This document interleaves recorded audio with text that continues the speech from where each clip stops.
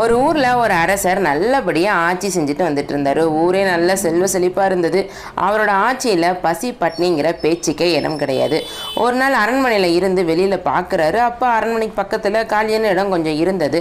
அந்த இடத்துல தென்னந்தோட்டம் வைக்கலாம் அப்படின்னு அவருக்கு தோணுது. அதனால தோட்டக்காரரை கூப்பிட்டு விஷயத்தெல்லாம் சொல்கிறாரு. அவரும் வெளியூரில் இருந்து புதுசாக தென்னை கண்ணுங்களை வாங்கிட்டு வந்து நட்டு வைக்கிறாரு. காலையில் ஃபுல்லாக அந்த ஆடு மாடு சாப்பிடாம இருக்கிறதுக்காக தோட்டக்காரர் காவலுக்கு இருக்காரு. ஆனால் நைட்டு என்ன பண்ண அப்படின்னு யோசிக்கும் போது அரசர் சிவம்னு ஒரு ஆளை காவலுக்கு வைக்கிறாரு. சிவம் ஒரு முட்டாளுங்கிறது எல்லாருக்குமே தெரிஞ்ச விஷயம். ஆனால் காவல் வேலை தானே சொல்லிட்டு யாரும் அதை பெருசாக எடுத்துக்கல. அரசர் சொன்ன மாதிரியே நைட்டு சிவம் காவலுக்கு இருக்காரு. தினமும் நைட்டு காவலுக்கு இருக்கிறனால ஒரு கட்டத்துக்கு மேலே அவருக்கு ரொம்ப சோர்வாயிருது. அதனால அவருக்குள்ள திடீர்னு ஒரு முட்டாள்தனமான யோசனை தோணுது. இந்த தென்னைக்கு தானே காவல் இருக்கணும், இது இங்கே இருந்தா என்ன, நம்ம வீட்டில் இருந்தா என்ன, இதை நம்ம வீட்டுக்கு எடுத்துட்டு போய் காவல் இருப்போன்னு எல்லா தென்னங்கண்ணையும் பிடுங்கி வீட்டுக்கு எடுத்துட்டு போய் பாதுகாப்பாக வச்சுட்டு அங்கேயே தூங்குறாரு. மறுநாள் வந்து பார்த்த அரசருக்கு ஒரே அதிர்ச்சி.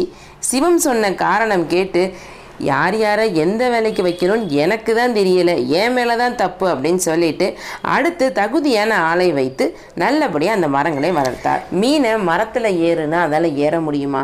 இல்லை, மரத்தில் இருக்கிற குருவியை தான் தண்ணிக்குள்ளே நீந்துனா நீந்த முடியுமா?